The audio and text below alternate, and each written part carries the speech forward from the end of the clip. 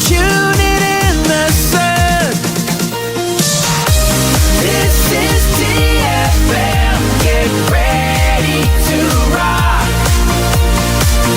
From AM to PM. Come on. Let's talk. TFM 95.4. Let's talk. Live on TFM and the TFM Facebook page. This is the live feed of TTV. Let's talk.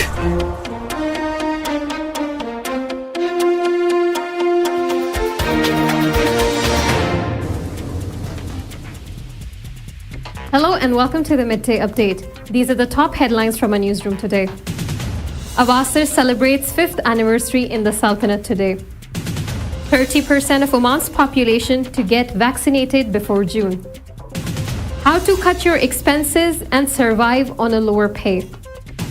Several agreements to create jobs in Oman to be signed. Operations of hotels violating COVID-19 guidelines halted in the Sultanate. At least 30 arrested at anti-lockdown protests in London. Miami Beach declares state of emergency over large gatherings of spring breakers. Pakistan bans flight from 12 African countries. Manchester City Southampton into FA Cup semis, while Brighton beat Newcastle in Newquay League game. These were the top headlines for the day.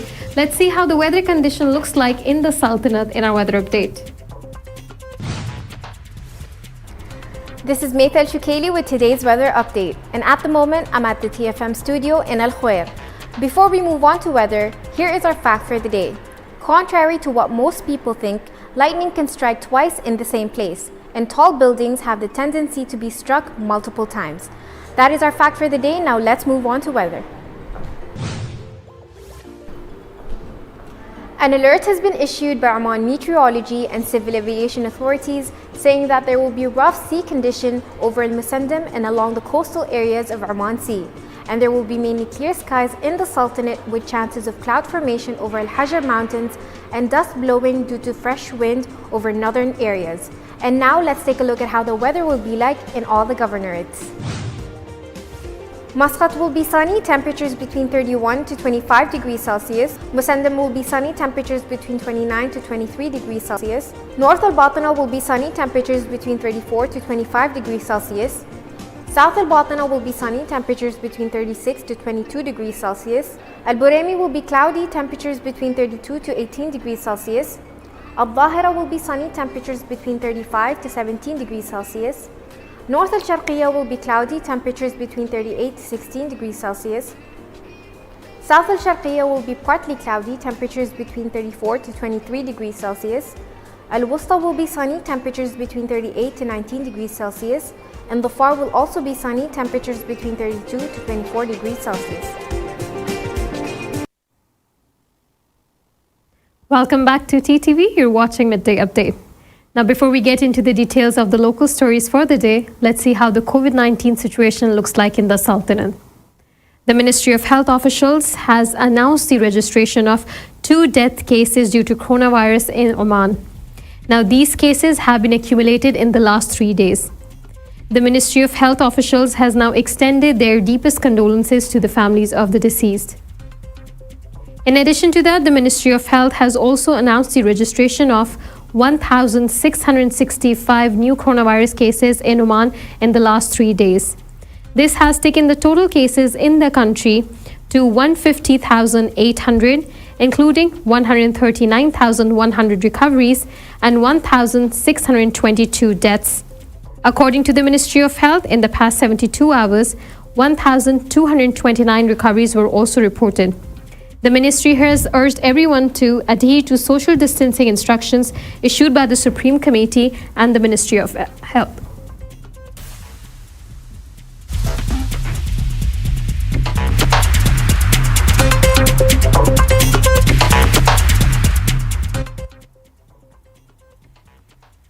Now from a local desk. Awasir celebrated 5th anniversary in the Sultanate today and has given 1,000 megabyte for free to its residential customers for 2 weeks so that they can experience high-end service.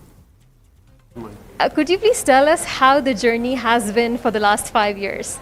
So in Awasar, we have been established to improve the communication services as a third fixed operator in Oman. And our focus was, since inception, experience better.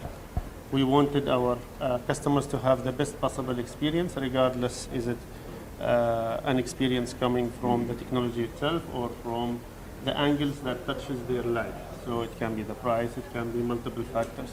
So when we came to the market, our main game changing was first we brought the prices down. Fiber prices were 60 above at the beginning, 60 riyal above the only package was available that time, and then with the spread of fiber we brought the price to 29 as a basic package from pricing point of view. And then another angle is to change the speed. From worldwide point of view, we were lacking behind when it comes to speed, and we wanted to put Oman in the map to be one of the fastest countries that provide high-speed connectivity to the customers. Well, we have a lot in plan this year, and we're continuing whatever we started from last year. Even during the pandemic, we have managed to establish ourselves during that period, where we have helped in increasing all the speeds of all the houses within the Sultanate during the pandemic, because we've seen that there is a lot of demand in the market. So we've managed to pump more into houses to make sure that their life is easier. And a lot of focus went through also our business customers to make sure that they're being affected with the pandemic, and we're helping them and supporting them during this period as much as we can. And we're trying to work with them as partners and more as it's a win-win and a partnership agreement between us and them, and it's not a it's not a business relationship. It's more than business between us two. So for this year as well, our commercial plan is also going to be a lot into and around targeting the business customers and making sure that we can support the new initiatives in the government or in the private sectors and in the investments that are coming into the country by giving them the necessary when it comes to anything related to internet and data and entertainment. And from the housing and the residential sector, we're also going to put a lot of effort in the next campaign that we're having in Ramadan and the next one that is coming up in the end of before the end of the year. We're trying to emphasize a lot on what is the usability of such a speed and such fast internet. And this is one example today when we just launched the 1000 megabits per second for residential customers, just to show how superior our technology is and what we can enable our customers to use and utilize during this period.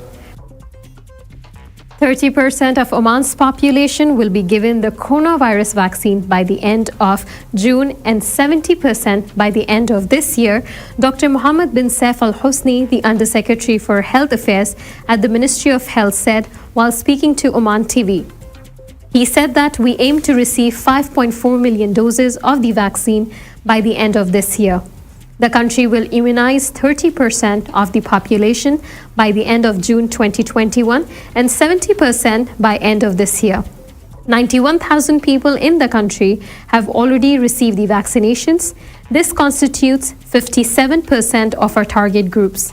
Around 30,000 people have received both doses and 60,000 have been given a single dose so far, Al Hosni said. Explaining that Oman was among the strictest countries when it came to selecting vaccinations for its people, Al Hosni revealed that for us to select a vaccine, it must be registered with international monitoring authorities.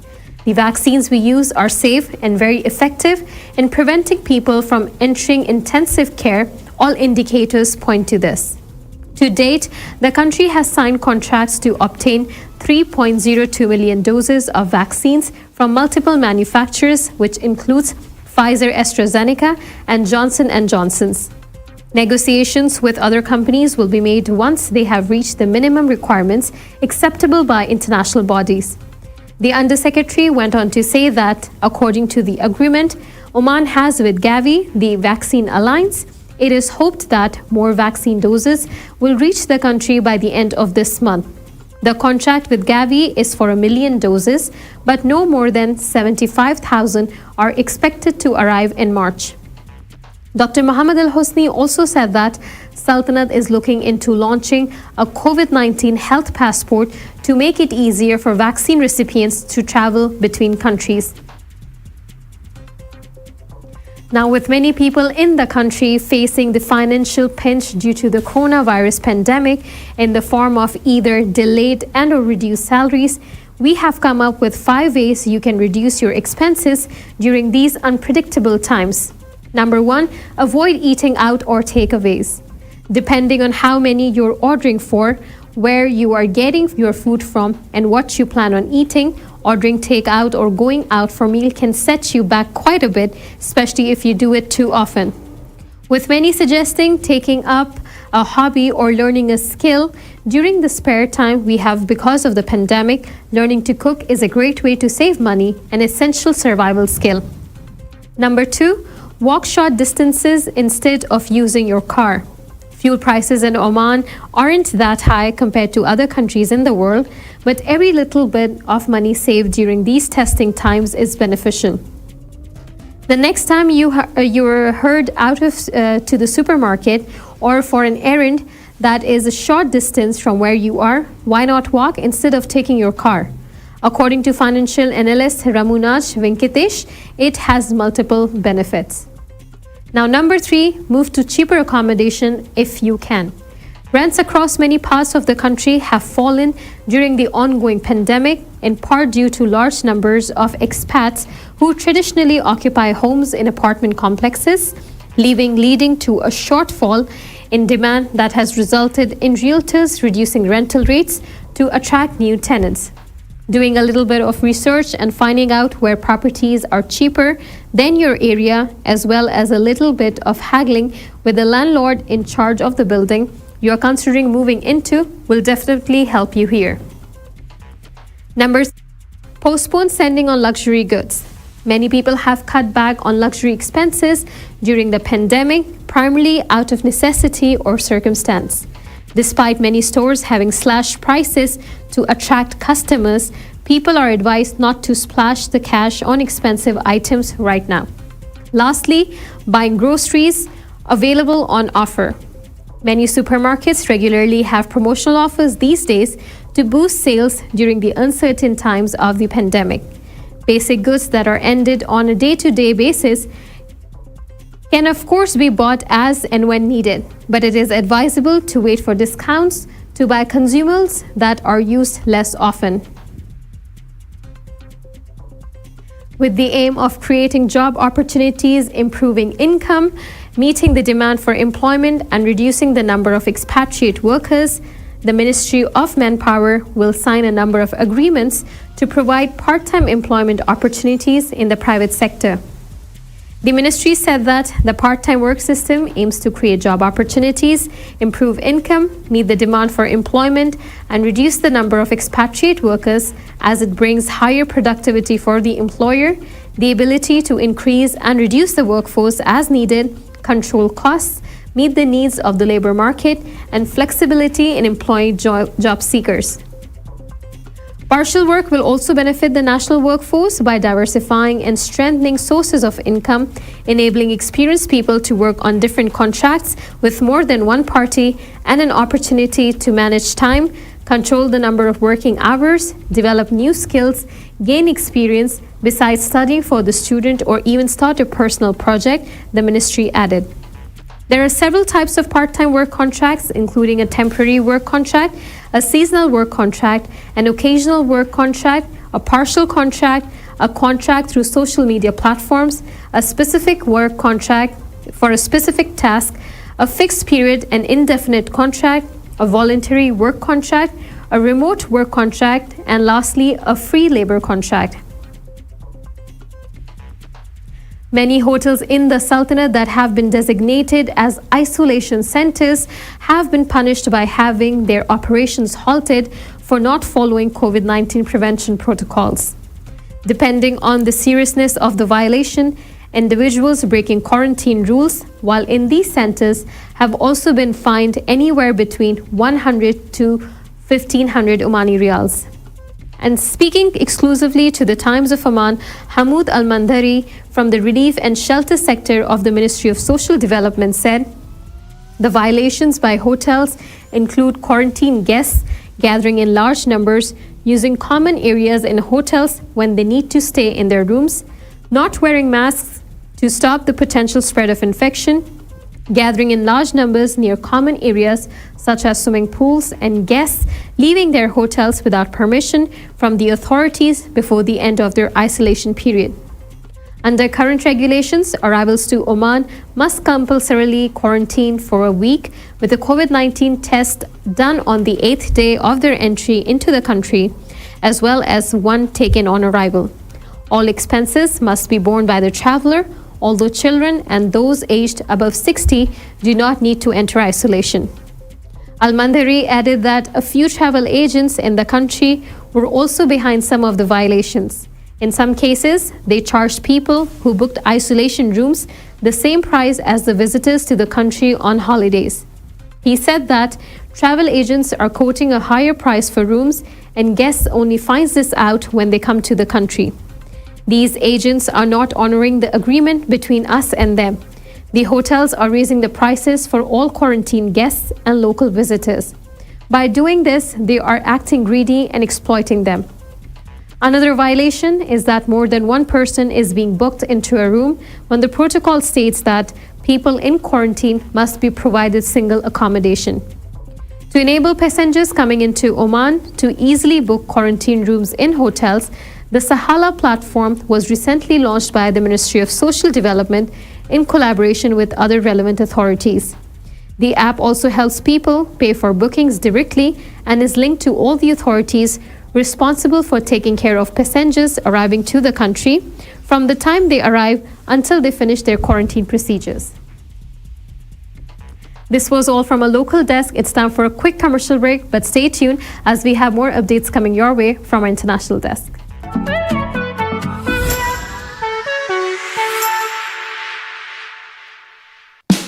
Oman's largest online supermarket now has no minimum order limit. From grocery to household items, Rafiq has everything that you want. Enjoy worry-free shopping with over 8,000 products to choose from and get it delivered straight to your doorstep. Rafiq, you order, we deliver. It's about time we kicked COVID-19 out of our lives.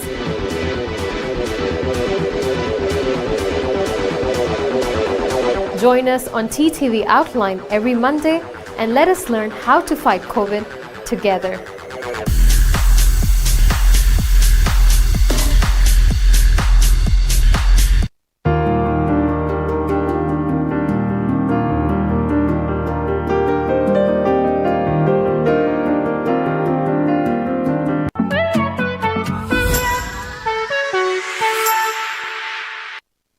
Welcome back to TTV. You're watching Midday Update.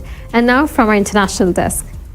At least 33 people were arrested during anti-lockdown protests in London on Saturday as scores of people gathered at Hyde Park and marched along central streets towards government buildings on Whitehall Road and UK Parliament.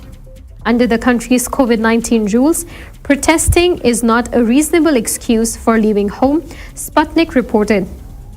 The Metropolitan Police tweeted that as of 18:45 hours, 33 people have been arrested by officers policing the gatherings in central London.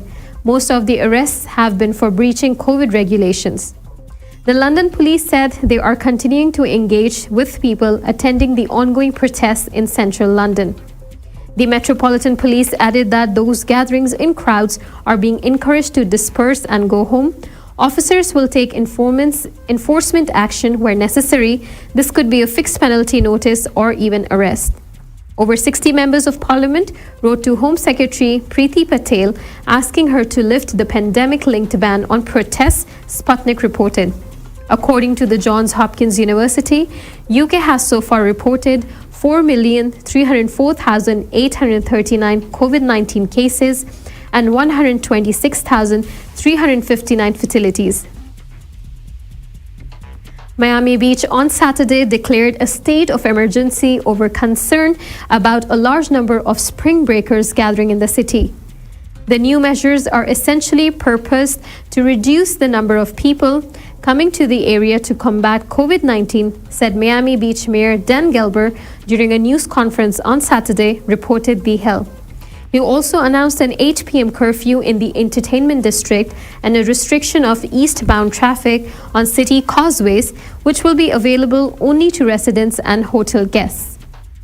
The measures went into effect at 9 p.m. on Saturday and will remain for 72 hours. Meanwhile, Gelber said he will hold an emergency meeting with the City Commission on Sunday to address the measures, according to the report by The Hill.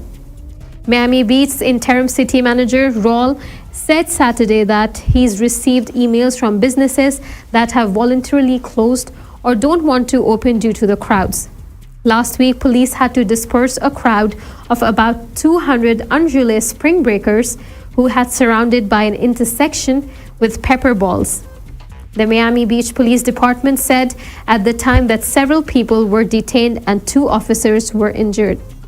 As of Saturday morning, there have been at least 1,999,249 cases and 32,650 deaths in Florida since the beginning of the pandemic, according to a New York Times database. Over the past week, there has been an average of 4,485 cases per day, it reported. Amid the rising number of coronavirus cases, Pakistan has placed a travel ban on 12 African countries under the COVID-19 standard operating procedures and eased the restrictions on flights coming from the United Kingdom, the Express Tribune reported. According to the country's Civil Aviation Authority, there are 3 categories in which countries are placed accordingly to contain the spread of the pandemic. Category A passengers do not require a COVID-19 test, while Category B needs a PCR test conducted 72 hours before traveling to Pakistan. Meanwhile, countries in Category C must obtain clearance from the country's National Command and Control Center before sending their flights to Pakistan, the Express Tribune reported.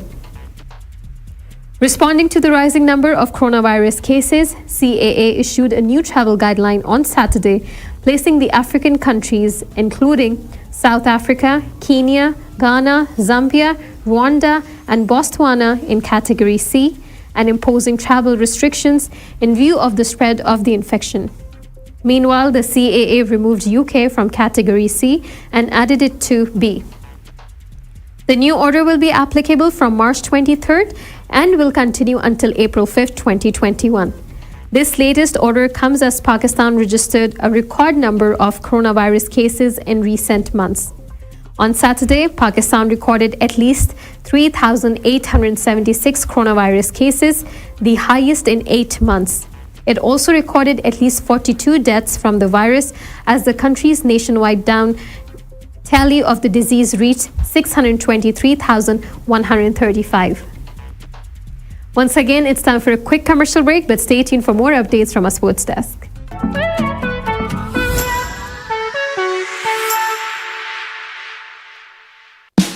Oman's largest online supermarket now has no minimum order limit. From grocery to household items, Rafiq has everything that you want. Enjoy worry-free shopping with over 8,000 products to choose from and get it delivered straight to your doorstep. Rafiq, you order, we deliver. It's about time we kicked COVID-19 out of our lives.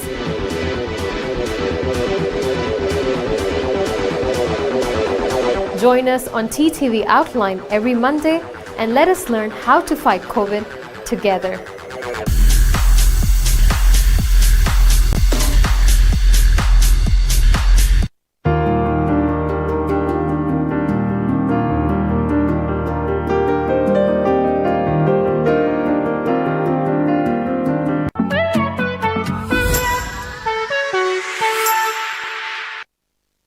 Welcome back to TTV. You're watching Midday Update. And now from a sports desk. Manchester City maintained their hopes of winning 4 titles this season thanks to a 1-0 win away to Everton to book their place in the semi-finals of the FA Cup. 2 late goals earned Pep Guardiola's side a place in the last 4, with Ike Gundogan heading City ahead in the 84th minute before Kevin scored his side second in the last minute. City led the Premier League by 14 points and are set to play Tottenham in the Carabao Cup final. Southampton put their dreadful league form behind them to book a ticket to Wembley with a comfortable 3-0 win away to second tier near neighbours Bournemouth. Manchester United faced Leicester City while Chelsea entertained Sheffield United in Sunday's quarterfinals. Brighton took a huge stride towards Premier League survival with a 3-0 win at home to fellow strugglers Newcastle United, who had a woeful night. Newcastle suffered a major blow just before Brighton's first goal when defender Isaac Hayden was carried off on stretcher after an accidental collision injured his knee. Newcastle's defeat is good news for Fulham, whose Premier League survival hopes suffered a setback when they lost to Leeds United on Friday night. With this news, we have come to the end of the episode for today, but stay tuned as we'll be back with Fighting COVID tomorrow at 2 p.m. Stay tuned to TTV. You've just heard the live feed from the TTV studios on TFM 95.4. Let's talk.